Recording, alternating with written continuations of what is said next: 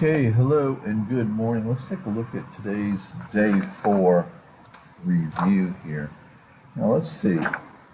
This one right here, I want you to write the rules. If you haven't already got your papers, make sure you do. So 90 degrees clockwise would be change the X and switch.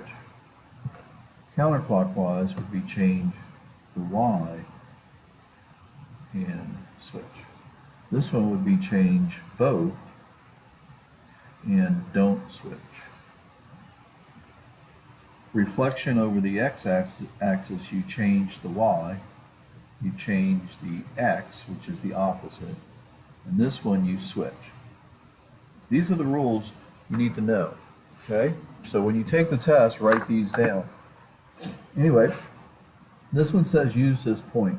Okay, so A, B, C, D, E, F. All right? So if we want to go clockwise, we change the X and switch. So that's going to be a positive. So it's going to be 5 and 3.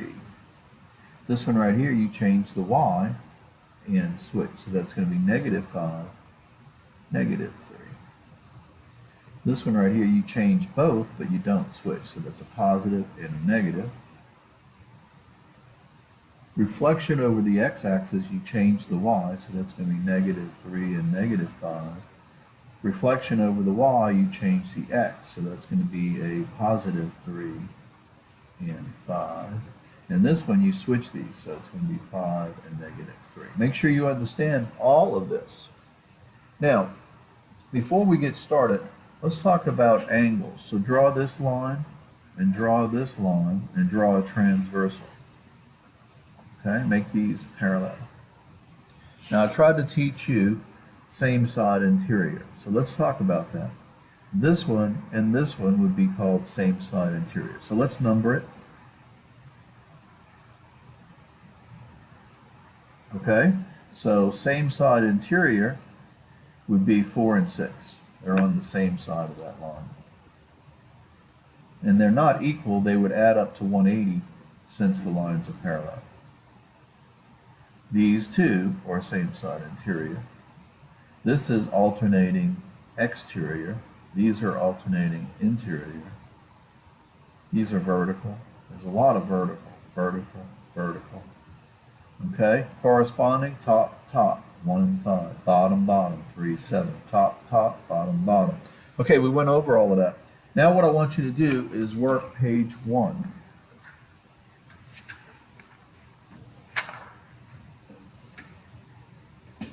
Okay, so let's take a look at this. This is day 4 on the EOC. It says the triangle below can be subject to reflection. Reflection is a flip. A rotation is a turn. A translation is a slide. Notice how it doesn't say dilation. Dilation. A dilation gets bigger and smaller. See this one? This one is twice as big. 2 times 2 is 4, 7 and 7 is 14. But it doesn't say dilation, so you don't want that one. These numbers have nothing to do with that. These numbers have nothing to do with that. These numbers are exactly what that is.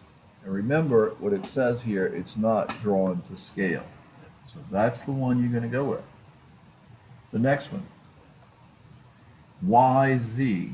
YZ is the second and third, so you want to go QR.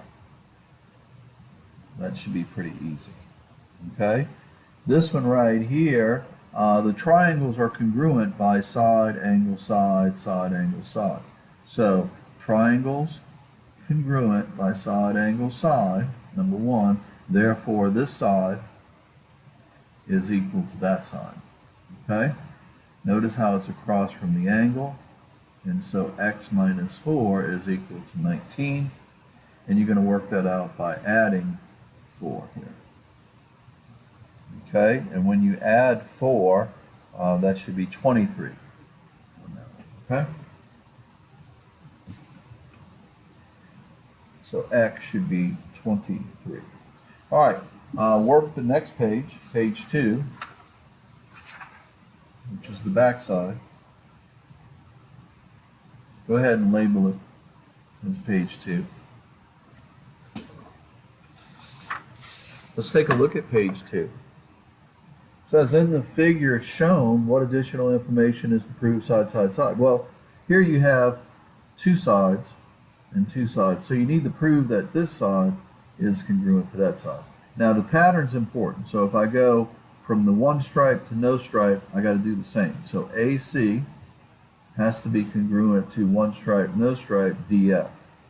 Make sure you label it the same way.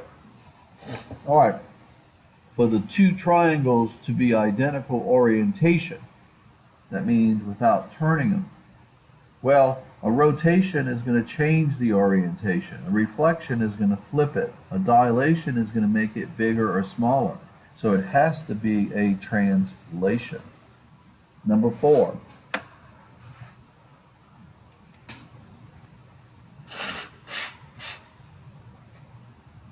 Given the information,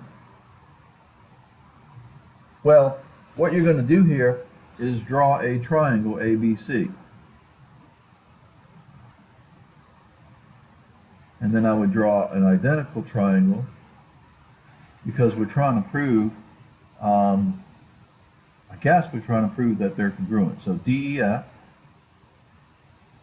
Okay, so once you have that, angle A is congruent to angle D, angle B is congruent to angle E, and BC is congruent to EF. Okay? Angle, side, let's see what's going on here. Side, angle, side. Let's just read through these. Okay, the given information matches side, angle, side. No, this is angle, side. Angle, side. Okay? The given information matches angle, side, angle. No, because it'd have to be angle, side, angle. So I'm going to say no on that. Angles C and F must also be congruent. Well, if the two triangles are congruent by angle, side, then this has to be congruent to this by corresponding parts of congruent triangles congruent. Okay, and that's the one they picked right there. It cannot be shown that the triangles are not necessarily congruent. We're not going with that one. Okay, the next one. It says, which statement must be true to prove that 4 and 6 add up to 180? Well, let's think about this. Angles 2 and 4 are congruent vertical angles. 2 and 4, those are vertical, and vertical angles are always equal. All right, that's not going to prove 180. Remember, these are called same side interior. In order for those to be 180, these lines must be parallel. Okay? Angles 4 and 7 are congruent as corresponding angles, and 6 and 7 form a linear pair. If 6 and 7 form a linear pair, that means they add up to 180 right here. Okay? And 4 and 7 is bottom, bottom. Okay, so if these bottom ones are congruent, then the lines are parallel. And that's the one they're going with right there.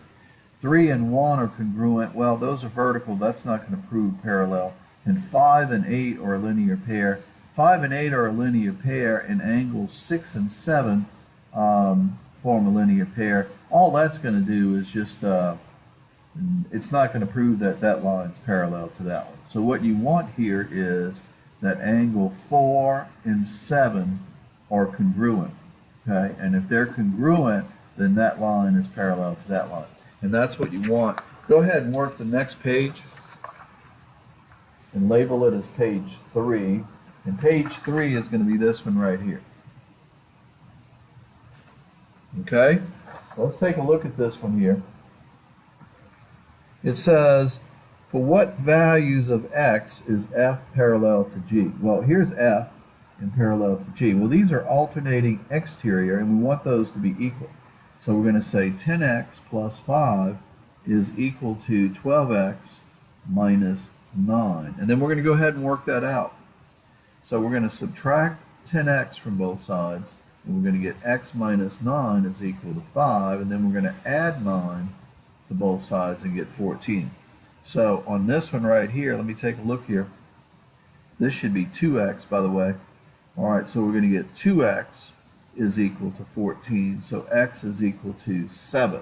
All right, so it's the converse of the alternate exterior angles theorem. See, these are exterior angles, okay? Alternating exterior angle theorem, and that's the one we want. Number 3, angle 1, if angle 1 is congruent to angle 2. Well, look here. Angle 1 is congruent to angle 2. What can you prove? Remember 1 dot, 2 dot? The 2 dots right here is your transversal. So you can prove that that line is parallel to that line. So I would say N is parallel to P. And it says right here, yes, lines N and P are parallel, and that's what we want. And those are corresponding, bottom, bottom. Okay, the next one here, let's see what else. Angle 1 and angle 2. Angle 1 and angle 2, what is the measure of angle 2? All right, well, let's see here. If angle 1 is 2x plus 36, like that, and angle 2 is 7x minus 9, it says, what's the measure of angle 2? So first we got to find x. Okay, now, the way you're going to do that is you're going to do vertical angles here. So you're going to put 2x plus 36, move it over here by vertical angles. And now these are called same side interior angles. So what we're going to do is add those up. And notice that it says the lines are parallel, and that's real important here. So what you're going to do is say 2x plus 36 is equal to 7x minus 9, and then you got to work that out. So you're going to subtract 2x and get 5x minus 9 is equal to 36. Then you're going to add 9 to both sides, and when you do, I guess that's 45. And then when you divide by 9, 5 rather, you get 9. So x is equal to 9 on that. And so now you have to substitute. So angle 2 is here, so we're going to get 7 times 9 is 63. And 63 minus 9, that's going to be 6 and 54. Let's see what's happening here. Let me back up. Taking a look at it. 7x minus 9 is what I get for that one. And this one is 2x plus 36. And those are supplementary. Oh, they add up to 180. All right, so let me back up. These two add up to 180. So it should be 2x plus 36 plus 7x minus 9 is equal to 180. These two are not equal. Okay, see how I did it over here? They're not equal. This angle is definitely smaller than that angle. So be careful with that. Those are same side interior. So that's going to give you 9x. And when you subtract that, I think you get 27. Check that on your calculator. And then you're going to subtract 27 and then divide. Okay? So when you subtract 27 and then divide by 9, hopefully you're going to get, it looks like 17 there. Okay, so make sure you get that. Let's just check it to make sure. So first of all, 36 minus 9 is 27. Clear that out. So 180 minus 27, press equals, and then divide by 9, and we get 17. All right, now once you get 17, you want to substitute 17 because they want angle x. So it's going to be 7 times 17. This one requires a little bit of work. Press equals, and then minus 9, and it should be 110, and that's the answer. So be careful with that. These are not equal, they are supplementary. All right, work page 4, and this is the last page for today.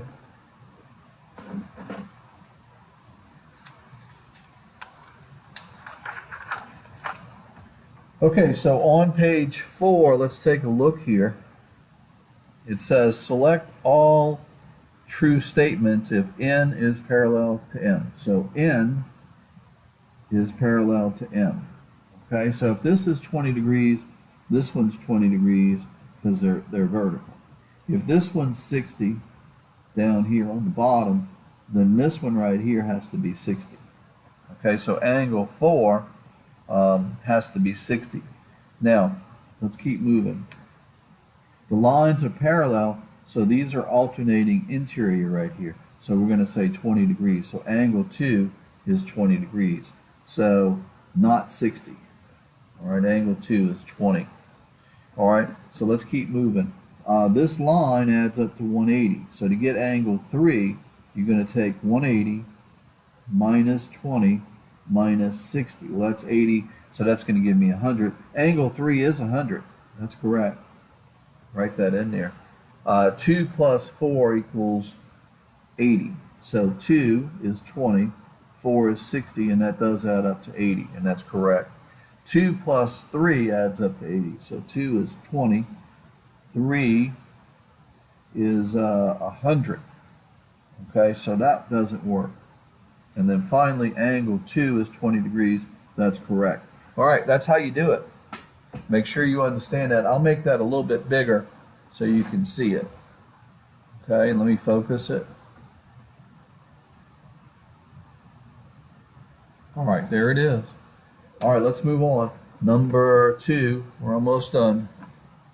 Find the measure of angle Y. Well, I mean, think about it. Every triangle adds up to 180 by the triangle sum theorem. So 180 minus 46 minus 51 should give you your answer. So that should be pretty easy. So 180 minus 46 minus 51 gives you 83. And I'm going to go with A on that, and that is correct. What's the value of X? X is right here. So if this angle right here is 83 degrees, then by vertical angles, this one's 83, and every triangle is 180. So you're going to take 180, again, minus 83, minus 38, and when you do, you get 59. And I'm going to go with that one, and that one is correct. Finally, the last one, it says, what's the measure of angle B? All right, well, look, these two sides are equal. So these base angles are equal. So this one and this one have to be the same. So put 62 and then take 180 minus 62 minus 62. And when you do, you should get 56. That's your vertex angle, and we are done for today. Make sure you go back over your rules, and let's turn our attention now to MCR. Okay, so for MCR, I want you to get your papers and start working. So MCR, papers on table,